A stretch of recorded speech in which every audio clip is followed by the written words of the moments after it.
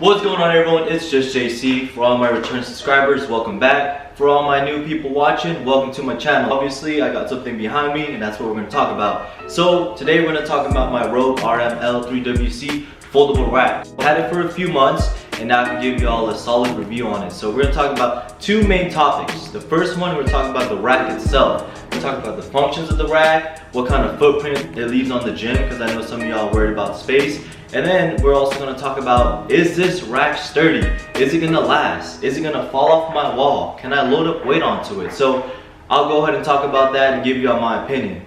Number two, we're going to talk about each individual attachment that I got from my rack. So as the months went by, I was able to get different attachments for different type of things. So we'll talk about those attachments, why I went with them, and then give y'all a little idea of what you can do with some of your attachments. So without further ado, let's go ahead and get right into it. Alright, so first thing we're going to go over is how does this function. So if you didn't watch my video, I'll go ahead and link it up there when I initially bought it to show you all how it folds and closes.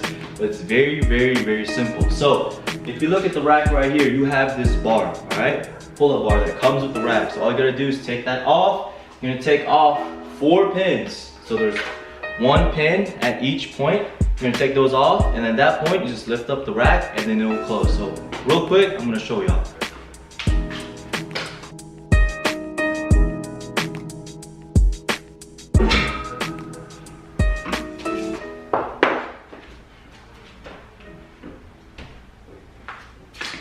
And that's it.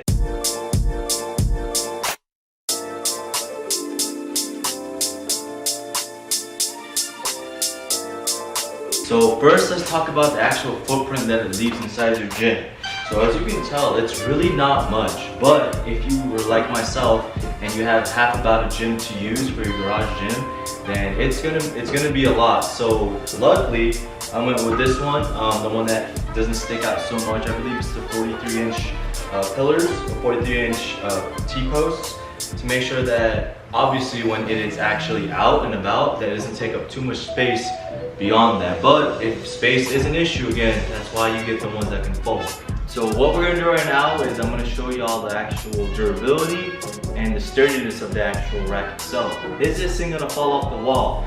Where's the weight distributed? For those of you that put on a lot of weight, if you rack it on the J cup, is it gonna fall off? Is it gonna crash? The answer to those questions is no. As long as you set it up and put it on the wall mounted correctly, you'll be fine. Most of the weight itself is distributed on the pillars itself. So what I'm going to do right now is I'm going to show y'all real quick, doing some pull-ups, kind of shaking it around to show y'all that, hey, this thing's not going to fall off.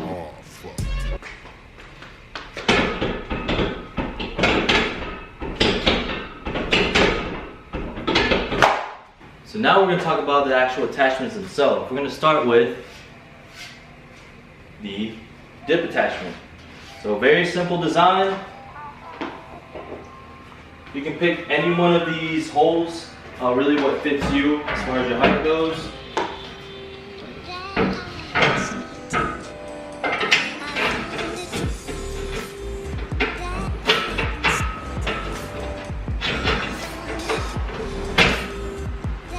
Put on the pin, and that's it. And then you do this. So next we're going to talk about the safety spotter arms. So obviously these are safety spotter arms. So these are very crucial if you work out by yourselves.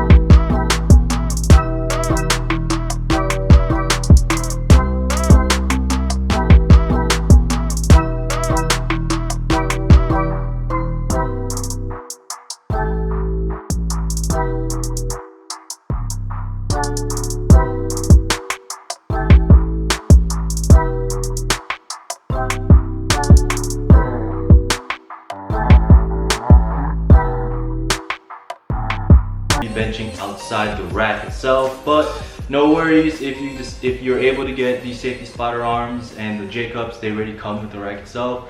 You'll just be benching outside and it's gonna look something like this, and not an issue. All the stuff is very easy and it feels, feels like you're benching at a normal rack.